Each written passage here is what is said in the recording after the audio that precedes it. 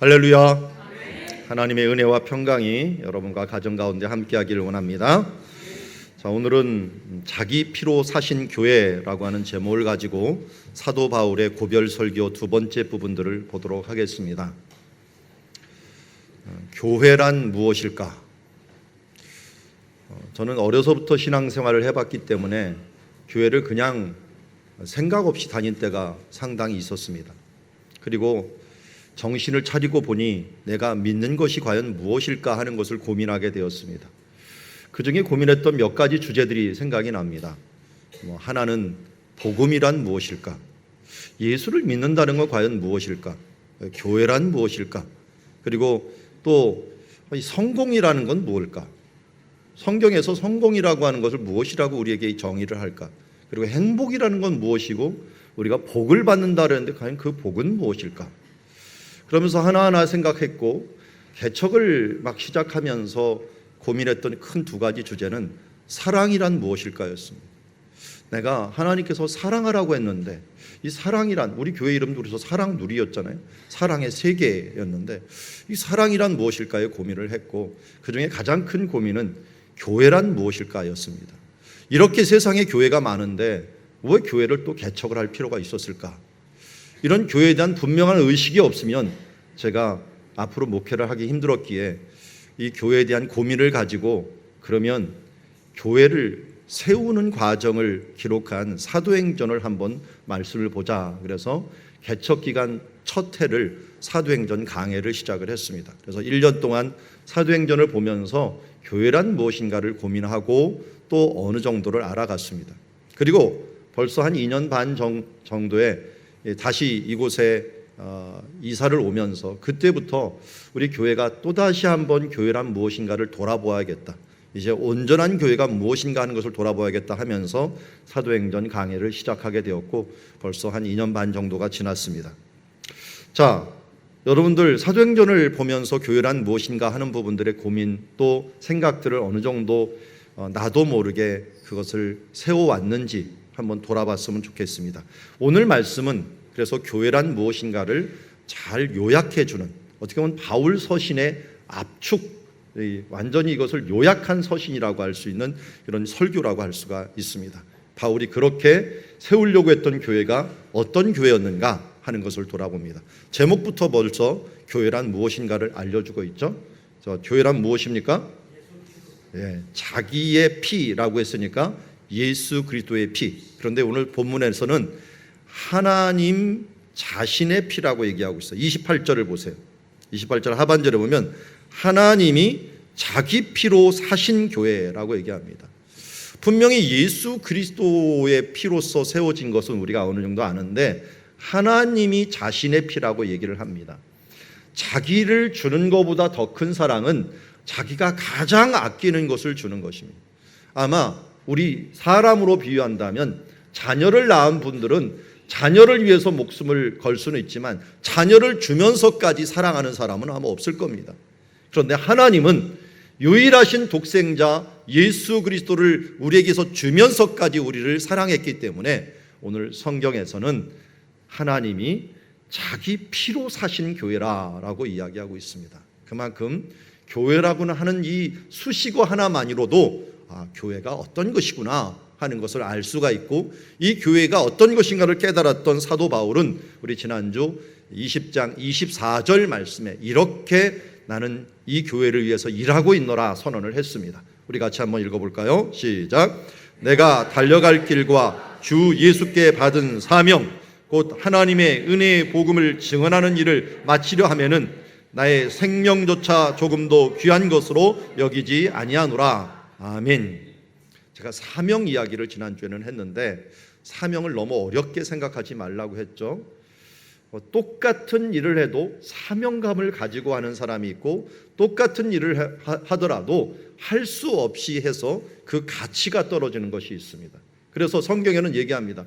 똑같이 맷돌을 갈고 있었던 두 여인 중에 한 명은 데려감을 당하고 한 명은 심판을 받는다라고 얘기합니다. 아니 왜 똑같은 일을 하는데 하나님께 들림을 받아서 하나님의 축복의 장소인 천국에 올라가고 한 사람은 똑같은 일을 하는데 왜 심판을 받는 자가 됩니까?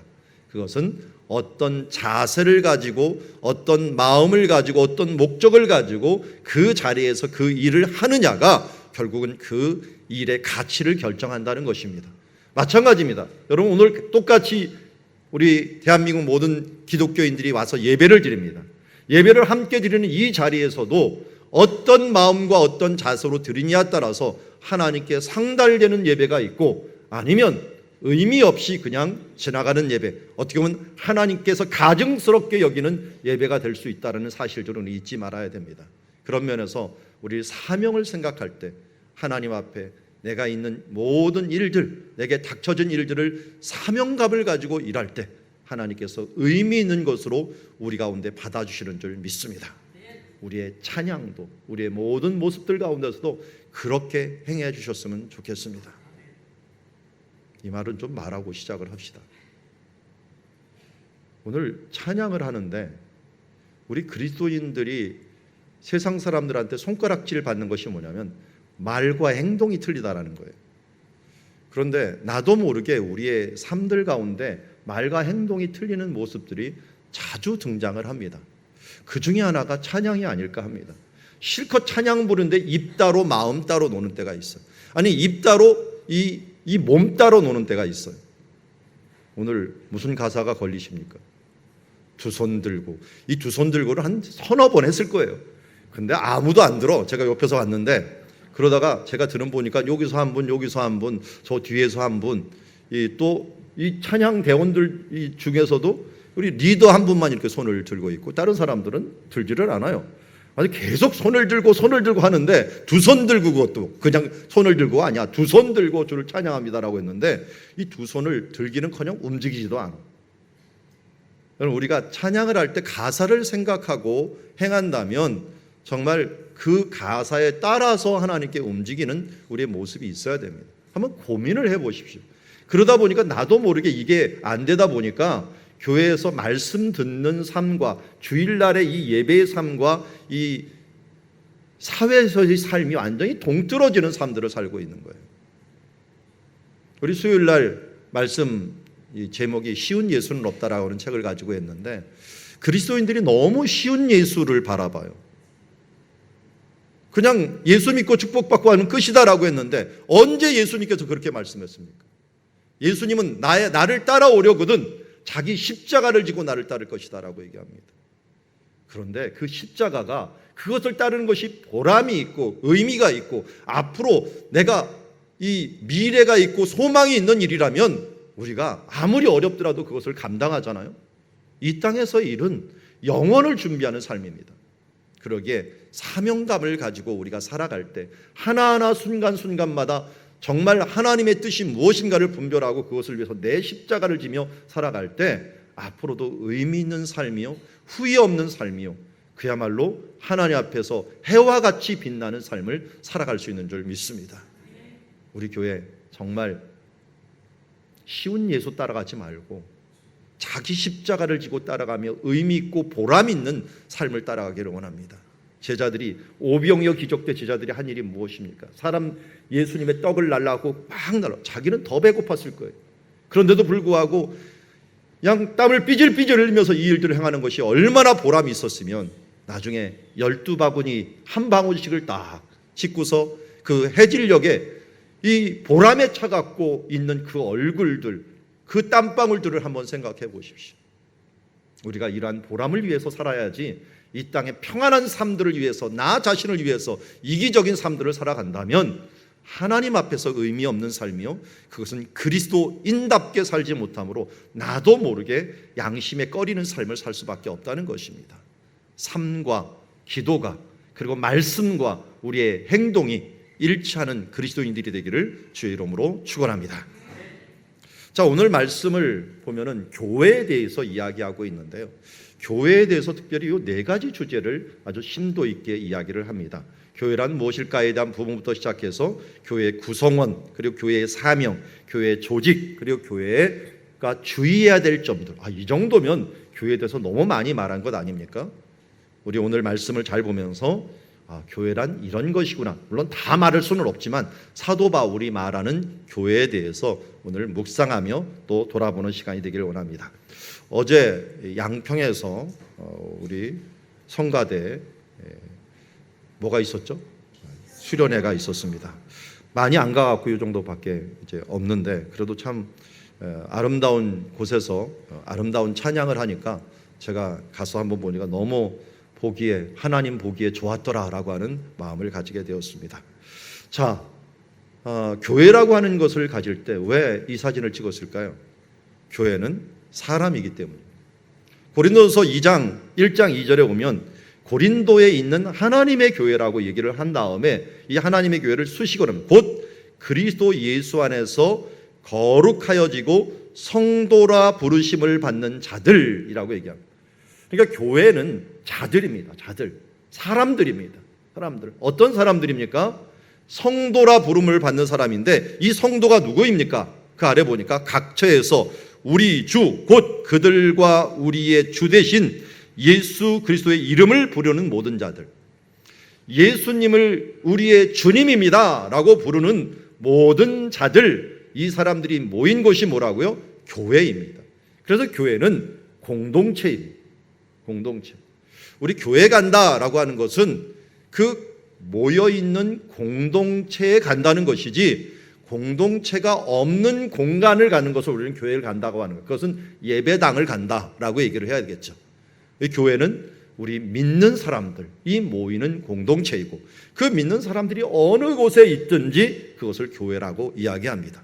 그래서 사도 바울도 고린도에 사람들이 모여 있으면 고린도 교회, 또 에베소에 모여 있으면 에베소 교회 하면서 교회 공동체를 이야기하고 있는 모습을 보게 됩니다.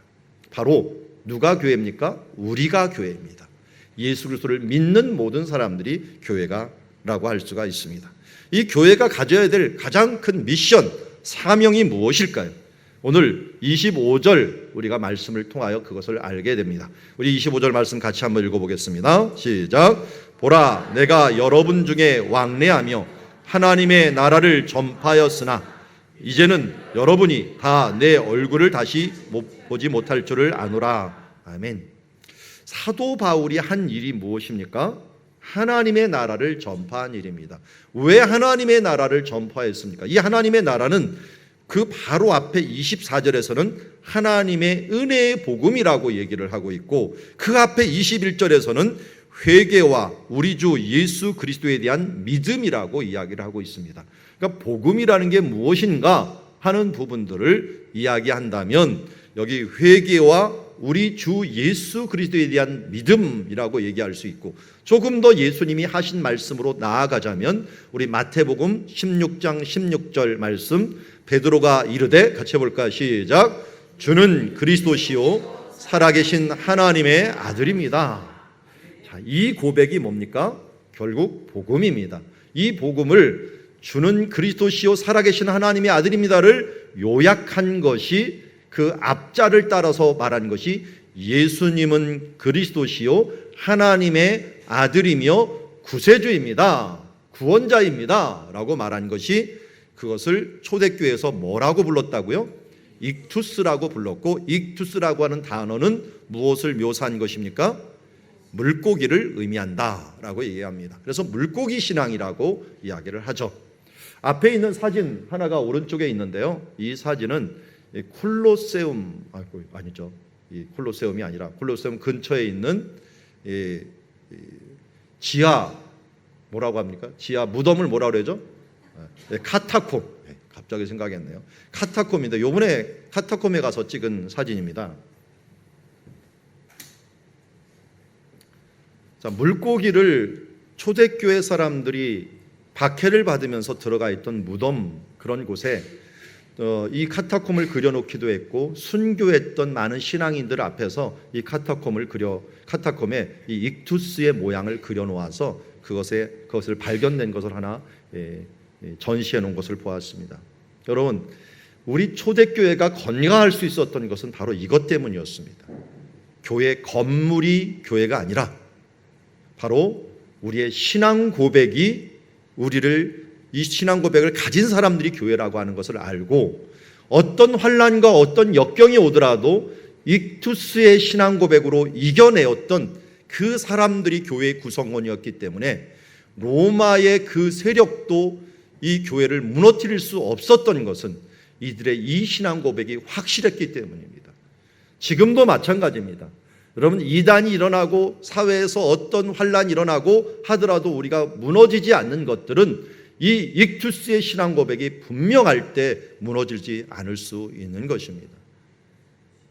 제가 말씀드렸죠. 이 초대교회 이슬람이 확 쳐들어왔을 때 비잔틴 시대에 있었던 많은 교회들이 30년 안에 다 이슬람으로 개종을 해버립니다. 다라고는 할 수 없지만 거의 대부분이. 왜 그랬을까요? 이 신앙 고백을 잃어버렸기 때문입니다. 주는 그리스도시요 살아계신 하나님의 아들이며 나의 유일하신 구원자이십니다라고 하는 이 신앙 고백을 위해서 내가 죽을 수 있는 그 믿음, 그 신앙이 없어지고 형식적인 믿음만 남아있고 형식적인 예배만 남아있었던 이 비잔틴 교회들은 이슬람 사람들이 너희가 우리 교로 개종을 하면 세금을 안 내게 해주겠다라고 하는 그 말 한마디에 모두 개종할 정도로 그만큼 연약한 그리스도인들이었다는 것을 우리가 알게 됩니다. 여러분들은 어떻습니까? 지금이라도 누군가 내가 10억을 줄 터이니 너는 예수를 믿지 말고 내가 있는 이곳에 와서 주일날이라고 하면 일요일날 봉사를 해다오 하면은 어떨 것입니까? 신앙을 지키겠습니까? 가겠습니까?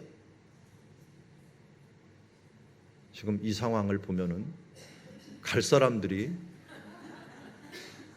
보일까요? 말까요? 제가 투시의 은사가 없어갖고 다행히 안 보입니다.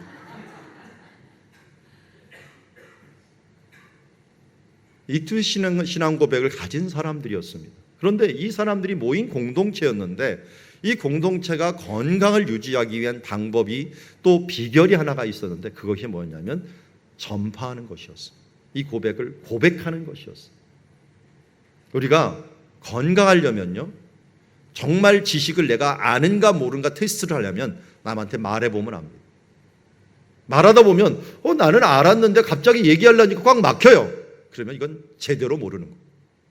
누군가의 내가 복음에 대해서 예수 그리스도에 대해서 분명한 지식을 안다면 그것을 우리가 알려줄 수 있는 분명한 논리가 있고 또 언제든지 누군가 툭 치더라도 내가 그것을 알 수 있는 것으로 나가게 됩니다. 우리 전문가들, 우리 지금 음악 하시는 전문가들이 우리 교회에 많은데 그 전문가들이 특징이 뭡니까? 툭 치면은 다 나와요. 그냥 안 보고 하잖아요. 안 보고도 칠 수 있고 안 보고도 부를 수 있고 하는 일들은 우리가 그분들을 완전히 소화했기 때문에 가능한 것입니다. 우리 신앙도 마찬가지입니다. 익투스의 신앙 고백도 우리가 완전히 소화해서 누구든지 원하는 것을 이야기할 수 있는 이 훈련이 돼야 됩니다. 예수님께서는 그래서 이 익투스의 신앙 고백을 어떻게 하라고 했습니까? 마지막 승천하실 때 성령이 너에게 임하시면 너희가 권능을 받고 어떻게 하라고요? 예루살렘과 유대와 온 유대와 사마리아와 땅 끝까지 이르러 내 증인이 되리라. 요약하면 이것입니다. 성령님이 너에게 임하시면 너희가 권능을 받을 것이고 이 능력과 이 권능을 가지고 증인의 삶을 살라라고 하는 것입니다. 이 증인의 삶은 무엇입니까? 바로 하나님의 나라를 전파하는 것이요, 하나님의 은혜의 복음을 증언하는 것이요, 회개와 우리 주 예수 그리스도에 대한 믿음의 삶을 내가 살아내는 것입니다. 어떻게 보면은 말하는 것보다 더 큰 능력은 우리 가족들 앞에서는 특별히 삶입니다. 삶, 살아내는 능력들. 우리가 삶에 있어서 유율배반적이면 우리 가까운 사람들은 그 복음의 능력을 믿지 않습니다. 내가 정말 복음을 믿는 사람이고 복음의 능력이 내게 나타났는가 하는 것을 알려면은 내 삶으로 증명해 줘야 됩니다. 그것이 정말 전파하는 것이라고 할 수가 있죠. 오늘 우리는 이 교회의 사명을 위해서 사도 바울이 그렇게 하였기에 우리도 그 말씀을 들을 수 있었고 우리 다음 세대들도 우리의 삶으로 우리의 입으로 고백하는 분명한 복음을 통하여 살아갈 수 있다는 사실들을 잊지 말기를 바랍니다. 오늘도 이 익투스의 신앙 고백을 이 카타콤의 신앙 고백을 가졌던 사람들이 우리에게 전파해 준 것처럼 우리도 그러한 전파의 사명을 잘 감당하기를 원합니다. 이 사명을 위해서 어떤 자세를 견지해야 되겠는가 하는 것들은 사도 바울이 이렇게 얘기합니다. 26절 말씀 같이 한번 읽어보겠습니다. 시작. 그러므로 오늘 여러분에게 증언하거니와 모든 사람의 피에 대하여 내가 깨끗하니. 자, 좀 무서운 말입니다. 피에 대하여 깨끗하다. 그 피에 대해 깨끗하다는 말을 27절에 이렇게 합니다. 이는 내가 꺼리지 않고 하나님의 뜻을 다 여러분에게 전하였음이라 라고 합니다. 그러니까 꺼리지 않고 어떤 것도 주저하지 아니하고 하나님의 뜻을 다 전한 것, 이게 왜 피에 대해서 깨끗하다는 뜻일까요? 이것은 에스겔서 33장에 나오는 말씀과 연관이 되어 있습니다. 에스겔서 33장 1절부터 보면 이 파수꾼의 이야기, 나팔수에 대한 이야기가 나옵니다. 전쟁을 준비하고 파수꾼이 서 있는데 적이 쳐들어옵니다. 적이 쳐들어오면 파수꾼이 뭘 해야 됩니까? 그걸 보면 끝나는 게 아니죠. 어떻게 해야 돼요? 나팔을 불려가고 알려줘야 됩니다. 봉화를 맡은 사람은 봉화를 올려줘야 됩니다. 이걸 올려주지 않으면 어떻게 됩니까? 그 사람들이 잠자다가 다 죽게 되는 결과를 가져오게 됩니다. 그래서 이 하나님께서는 이 예를 들어서 칼이 임함을 파수꾼이 보고도 나팔을 불지 아니하여 백성에게 경고하지 아니하므로 그 중에 한 사람이 그 임하는 칼에 제거당하면 그는 자기 죄악으로 말미암아 제거되려니와 그 죄는 내가 파수꾼의 손에 찾으리라 라고 말하고 있고, 8절에 가서는 이렇게 합니다. 가령 내가 악인에게 이르기를 악인아 너는 반드시 죽으리라 하였다 하자 내가 그 악인에게 말로 경고하여 그의 길에서 떠나게 하지 아니하면 그 악인은 자기 죄악으로 말미암아 죽으려니와 내가 그의 피를 내 손에서 찾으리라. 좀 무서운 말입니다. 우리는 저 사람은 알아서 뭐 예정되어 있으면 믿을 거고 예정되지 않았으면 믿지 않겠지라고 그냥 가만두면 어떡하다고 합니까? 내가 그 사람을 향하여 전하지 않았으면 파수꾼처럼 예수 믿지 않으면 멸망에 빠진다 하는 것들을 내가 전하지 않으면 어떻게 된다는 거예요? 그 사람은 그 죄악 때문에 죽습니다. 그렇지만 그 핏값은 전하지 않은 너에게 내가 파수꾼으로 임명을 받았는데 너에게 찾겠다라고 말씀하는 것과 마찬가지입니다. 이것을 사도 바울은 알았기에 주변에 있는 사람들, 믿지 않는 사람들에게 분명한 복음의 메시지를 전하려고 노력했던 모습을 보게 됩니다. 우리는 여러 가지로 합리화를 합니다. 알아서 믿겠지, 내 모습을 보면은 알겠지라고 하지만 우리가 잊지 말아야 될 것은 분명한 복음을 던질 수 있는 사람이 되어야 됩니다. 이 부분들이 때를 얻든지 못 얻든지 이 부분들을 전하지 않으면 파수꾼의 피를 찾는 것처럼 그 핏값을 찾을 수 있다는 사실들을 우리가 잊지 말고 거룩한 부담감을 가지고 이 사명을 위하여 힘쓰는 자들이 되기를 주의 이름으로 축원합니다. 자, 이어서 교회 설립자에 대해서도 성경에선 이야기합니다. 아까 말씀을 드렸죠. 하나님이 자기 피로 사신 교회라고 이야기했는데 분명히 마태복음 16장 16절은 주는 그리스도시요 살아계신 하나님의 아들입니다 라고 고백을 했는데 그에 대하여 바요네 시모나 내가 복이 있도다 이것을 알게 한 이는 혈육이 아니라 바로 하나님 아버지시라고 말씀한 다음에 18절에 이렇게 얘기합니다. 내가 내게 이르노니 너는 베드로라 내가 이 반석 위에 내 교회를 세우리니 음부의 권세가 이기지 못하리라. 내가 신앙 고백한 그 신앙 고백 위에 내 교회를 세울 것이다. 그런데 이것은 이 교회를 뭐라고 칭합니까? 내 교회라고 얘기합니다. 내라고 하는 건 누구를 얘기할까요? 예수님입니다. 예수님의 교회입니다. 교회는 누구 것일까요? 예수님의 교회입니다. 왜 예수님의 것이 되었죠? 각자 믿는 사람들이 어떻게 구원을 받았습니까? 예수 그리스도의 십자가의 보혈의 공로를 통하여 구원을 받았습니다. 그러기에 각 사람 한 사람 한 사람은 예수님이 피로 핏값 주고 사신 사람들입니다. 죄와 사망에 의해서 죽을 수밖에 없는 우리들을 위하여 자기의 몸을 들여서 자기의 몸을 죄값으로 치루어서 죄값은 바로 생명이라고 했기 때문에 이 사망을 위해서 자기 생명을 들여서 우리를 사셨습니다. 그래서 죄와 사망의 법에서 생명과 성령의 법으로 우리를 구원하셨기 때문에 우리는 누구의 것이 되었습니까? 바로 예수님의 것이 되었습니다. 그럼 우리가 예수님의 것이 되었으면 우리라고 하는 공동체는 교회입니다. 교회는 누구의 것이라고요? 예수님의 교회입니다. 그건 목사님은 열심히 하셔야죠. 그건 목사님 교회잖아요. 이렇게 말하는 사람은 성경을 모르는 사람입니다. 저도 언젠간 이 교회를 떠나서 주님 나라에 가게 됩니다.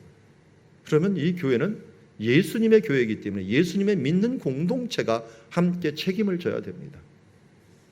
우리가 누구의 교회가 아니라 예수 그리스도의 교회요, 하나님의 교회라고 성경에서는 지속적으로 얘기를 하고 있습니다. 하나님의 교회, 예수를 핏값 주고 사신 교회라고 하는 사실들을 잊지 말아야 됩니다. 그러니 이 교회가 얼마나 귀합니까? 여러분 가정 지금 집에 가면은 뭐가 제일 귀합니까? 한번 솔직히 생각을 해보세요. 나는 우리 집에 가면 이걸 제일 소중히 여긴다. 아마 자녀가 있는 분들은 자녀를 소중히 여길 수도 있고, 또 물건 중에서 아주 오랫동안 준비해 갖고 산 물건이 있다면 귀한 것이 있고, 아마 몇십 년 동안 준비해서 산 집이 있다면 그 집이 부동산이 자기가 소중한 자산이 될 수도 있을 것입니다.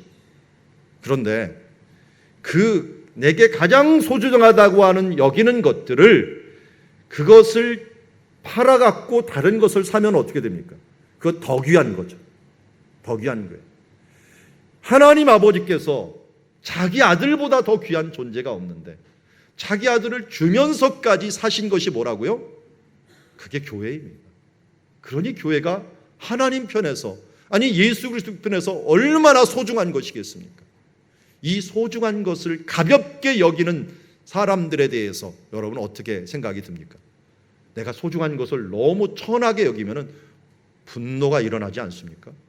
그게 자녀가 됐건, 그가 내가 가지고 있는 어떤 재능이 됐건, 내가 어떤 여태까지 닦았던 어떤 프로 의식을 가지고 준비했던 무엇이 됐건, 그것을 누군가 건드리면 내가 분노가 나는 것이 당연합니다.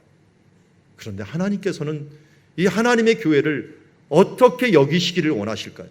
여러분들이 이 핏값 주고 세신 이 교회에 대해서 하나님은 여러분들이 어떻게 하기를 원하실까요? 그 예배에 대해서, 그 섬김에 대해서 어떻게 하기를 원하실까요? 이 관점으로 여러분 교회 봉사하시기 바랍니다. 이 관점을 가지고 여러분 주님 앞에 섬기시기 바랍니다.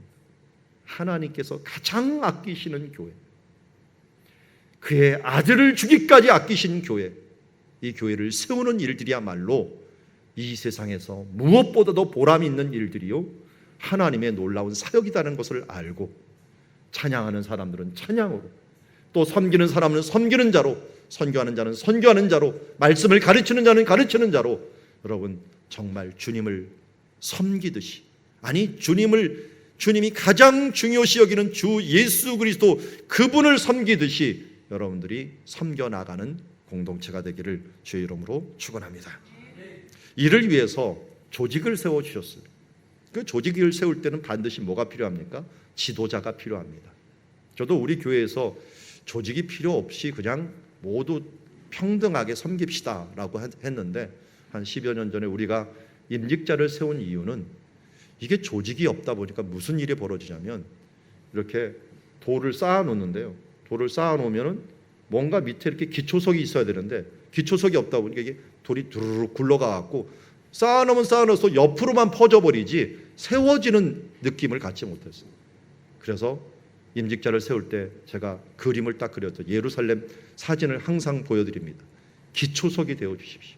당신들이 든든한 기초석이 되어야 되지, 그 다음 돌이 세워지고 그 다음 돌이 세워지면서 하나님의 교회가 세워집니다 라고 말씀을 드렸습니다. 그래서 여기서 에베소 교회도 사도 바울이 리더를 3년 동안 아주 꾸준히 그들을 교육해가고 훈련을 했습니다. 우리가 다음 주에는 전교인 수련회이자 또 우리 제자반들 2년 동안 훈련받았던 분들과, 그리고 한 6개월 정도를 우리가 집중 제자 훈련 받았던 분들이 이제 수료하는 수료식을 가지게 됩니다. 이분들이야말로 이제 또 리더가 되어갖고 하나님의 교회를 섬기는 사람들이 되어야 되는데, 사도 바울도 3년 동안 열심히 그들을 가리킬 때 그 제자를 양성했던 모습을 보게 됩니다. 그들을 향하여 이렇게 얘기합니다. 아마 제가 우리 교회도 보면은 한 반 이상은 제자 훈련을 저와 함께 받은 사람들입니다. 그분들에게도 이야기할 수가 있고요. 그리고 이 말은 바로 먼저 믿은 자들에게 말하는 것이라고 할 수가 있습니다. 여기서 누구든지 오늘 온 사람보다는 먼저 믿은 사람이라면, 지난주에 온 사람이면 이 말씀에 다 해당이 됩니다. 먼저 믿은 사람은 어떤 자세를 견져야 되느냐? 여러분들은 자기를 위하여 또는 온 양떼를 위하여 삼가라라고 얘기합니다. 삼가라라고 하는 것은 무슨 뜻이냐라고 하는 것은 여기 원어에 보면 삼간다라고 하는 말이 양떼를 삼가, 이 표현이 좀 다른 표현인데요. 이게 어디에서 나오는 표현이냐면 베드로에게 예수님께서 요한복음 21장에 베드로를 다시 부른 다음에 내가 나를 사랑하느냐라고 물었을 때 어떻게 했어요? 내가 사랑합니다 그랬더니 예수님이 뭐라고 말씀하십니까? 내 어린 양을 먹이라 하고 두 번째는 뭐라냐면 내 양을 치라라고. 이 치라라고 하는 단어하고 삼가라라고 하는 단어하고 똑같은 단어예요. 예, 아예 똑같은 단어입니다. 똑같은 단어예요. 똑같은 단어라는 것은 양을 치라는 것입니다.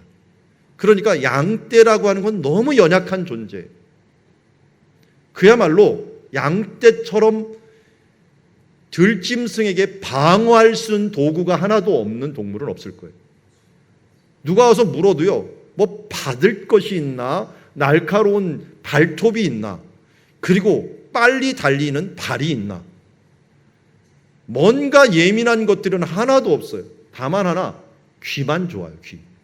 그래서 성경에서는 들으라라고 얘기했죠. 우리가 양떼기 때문에 잘만 들어라. 근데 양은 이 듣는 것과 또 가장 큰 강점이 뭐냐면 주인을 따르는 거예요. 이 따르는 강점이 있기 때문에 이 양들이 세계에서 이 들짐승보다 더 많은, 이게 아마 짐승들 중에서는 제일 많은 숫자일 거예요. 양이. 왜요? 가장 약한데 가장 잘 듣고 잘 따르기 때문에 그렇습니다. 목자들이 죽음의 그 순간까지 갈 때 따라가는 존재이기 때문입니다. 그러니까 이런 하나님을 향하여 나온 순수하고 이 사모하는 심령들을 잘 살피고 그들을 치라라고 얘기합니다. 그리고 내가 감독자가 되라고 얘기합니다. 감독자라는 건 뭐냐? 너무 어렵게 생각할 건 없고요. 이걸 영어에는 오버시라고 부르고 있는데요. 헬라어에서는 에피스코포스라고 하는 말로 씁니다. 에피스코포스는 에피라는 건 위에라는 것이고 스코포스는 텔레스코프라고 하는 말 아시죠? 만원경입니다. 만원경. 쳐다보다는 거예요. 스코프가. 쳐다보는 말인데 위에서 쳐다보는 거예요. 그러니까 먼저 왔으니까 지나온 것을 쳐다볼 수가 있잖아요. 그 사람들에게 내가 이렇게 하다 보니까 이런 거 이렇게 하면 좋겠습니다 하면서 알려주는 사람이 감독자라는 거예요. 우리는 모두 감독자가 될 수가 있습니다. 먼저 믿었기에, 조금 더 앞장서 갖고 시행착오를 겪었기에, 또는 이렇게 하면 좋다는 것을 알았기에 사람들에게 이것을 감독자로서 교회를 보살피는 일들을 해야 될 줄 믿습니다. 이 일들을 하나님이 피로 사신 교회를 위하여 행해야 됩니다. 그런데 이 일을 행할 때 왜 일을 더 열심히 행해야 되느냐? 사도 바울이 얘기합니다. 무슨 일이 앞으로 벌어지냐면 내가 떠난 후에는 사나운 일이가 올 것이다. 사도 바울이 1차 전도여행 갈라디아에서 선교하고 2차 전도여행 고린도에서 선교하고 나서 배운 결과입니다. 꼭 전도하고 떠나면 이상하게 이단들이 오고 사나운 이리와 같은 것들이 와가고 그들을 무너뜨리는 일들을 보았기 때문에 너희들이 분명히 이런 일이 있을 것이다. 3차 전도행기였던 에베소, 너에게도 이런 일이 발생할 것이다. 사나운 이리 같은 이단들이 나타나갖고 그 양떼를 아끼지 아니하고 자기를 따르게 하고 어그러진 말로 하는 말들, 내가 알려준 말보다는 다른 말들로, 교묘한 말들로 너희를 꾸밀 것이다 라고 얘기합니다. 우리가 이단들의 특징을 세 가지로 요약을 해보았는데, 여러분 가장 큰 특징은 하나님을 높이는 것보다 자기를 높이는 것입니다. 제가 혹시 내 영광을 드러내는 일들을 자꾸만 한다면 목사님이 이단에 빠졌구나 하는 것이라고 눈치채시면 됩니다.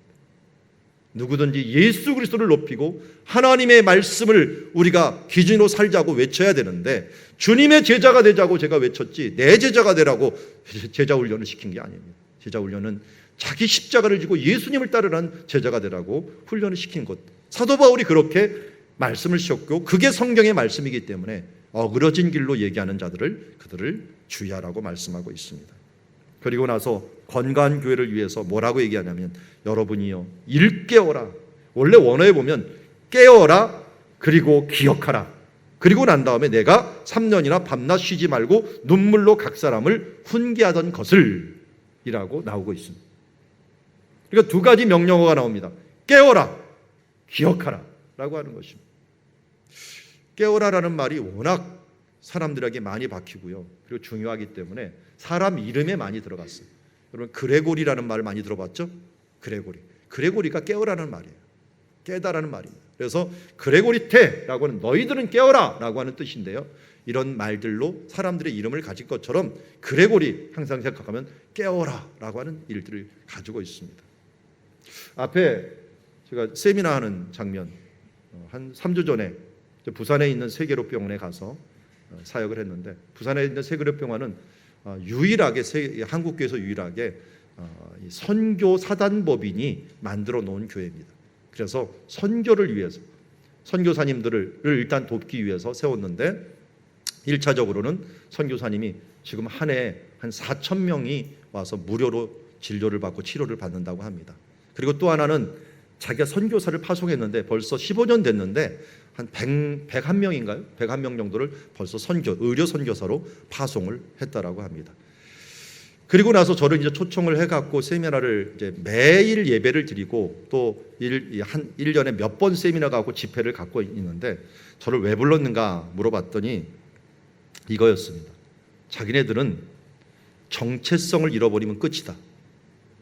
의사나 의료인들이 어떻게 보면 잘 먹고 잘 살 수 있는 길들이 많이 열려져 있는데, 만약 우리가 헌신을 위해서 함께 모였는데 여기에서 내가 왜 이 일을 행하는지 선교에 대한 소명과 그리스도에 대한 소명을 잃어버리면 우리는 이 공동체가 와해될 수밖에 없습니다. 그래서 우리는 꾸준히 예배드리고 꾸준히 이 세미나를 들으면서 우리의 신앙들을 일깨우고 있다라고 하는 말을 들을 때 참으로 제가 감동을 많이 받았습니다. 여러분, 우리 교회, 우리나라에서 이 신앙인들이 세운 학교들이 얼마나 많은지 모릅니다. 알고 봤더니 윤인구라고 하는 박사님입니다. 그게 부산대학교 초대 총장으로, 그분이 목사님이에요. 목사님이 부산대학교를 세웠는데 어떻습니까? 부산대학교 여기 나오신 분들도 있는데 부산대학교가 기독교 학교입니까? 아닙니까? 전혀 그렇진 않아요. 연세대학교, 이건 뭐 언더우드 선교사님이 세웠으니까요. 이화대학교 스크래톤 선교사님이 세웠어요. 모두 선교사님이 세운 대학교들이 부지기수로 있는데도 불구하고 기독교 정신이 거의 없어져 있는 지금 사회를 보게 됩니다. 왜요? 정체성을 잃어버렸기 때문입니다. 우리 교회도 마찬가지입니다. 정체성을 잃어버리는 동시에 우리는 와해되고 맙니다. 친교단체로 돼버릴 수밖에 없게, 아니면 그냥 모이는 어떤 장소로서 우리가 구분할 수밖에 없는 단계가 됩니다. 그러기에 우리는 지속적으로 날마다 깨어있는 신앙을 가지지 않으면 우리가 하나님 앞에서 우리의 교회의 정체성을 잃어버리게 될 것입니다. 그래서 성경을 한번 저 깨어라라는 말을 한번 찾아봤더니요, 한 수십 개가 나오는데 그 중에 제 마음에 드는 것만도 이거예요. 몇 개만 쭉 읽어보겠습니다. 시험에 들지 않게 깨어 기도하라. 마음에는 원이로되 육신이 약하도다. 주의하라. 깨어 있으라. 그때가 언제인지 알지 못함이라. 이러므로 너희는 장차 올 이 모든 일을 능히 피하고 인자 앞에 서도록 항상 기도하며 깨어 있으라. 깨어 믿음에 굳게 서서 남자답게 강건하라. 모든 기도와 간구를 하되 항상 성령 안에서 기도하고 이를 위하여 깨어 구하기를 항상 힘쓰며 기도를 계속하고 기도에 감사함으로 깨어 있으라. 그러므로 우리는 다른 이들과 같이 자지 말고 오직 깨어 정신을 차릴지어다. 근신하라. 깨어라. 너희 대적 마귀는 우는 사자와 같이 두루다니며 삼킬 자를 찾느니라. 너는 일깨어 그 남은 바 죽게 된 것을 굳건히 하라. 보라, 내가 도둑같이 오리니 누구든지 깨어 자기의 부끄러움을 보이지 아니하는 자는 복이 있으리라. 여러분, 이 신앙에 깨어라는 말이 너무 많이 나옵니다. 교회는 시험에 항상 노출되어 있는 공동체입니다. 그러기에 오늘 은혜 받으면 반드시 가면 시험이 있습니다. 일주일 동안 시작하는 순간, 아니 교회를 나서는 순간, 아니 예배를 끝나는 순간 시험이 있을 수가 있습니다. 깨어있지 않으면 시험에 듭니다. 그러기에 사도 바울은 지속적으로, 예수님은 지속적으로 깨어있으라고 말씀합니다. 말씀을 정리합니다. 오늘 교회는 예수의 피로 세운 교회입니다.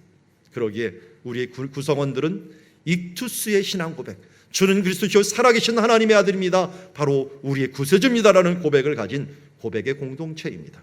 그리고 우리는 피의 복음, 이 복음을 피에 부끄럽지 않게 전하는 증인의 사명을 받았습니다. 그리고 우리는 바로 조직을, 우리 감독의 조직들을 세움으로 말미암아 삼가라, 그들을 양을 치라라고 하는 명령을 받았습니다. 또한 교회에게 주의할 점을 깨어라라고 말씀하고 있습니다. 오늘 주님께서 우리에게 주신 이 교회를 정말 믿음으로 또 이렇게 최선을 다하여 세워가는 교회, 우리 사랑누리 교회가 되기를 주의 이름으로 축원합니다. 오늘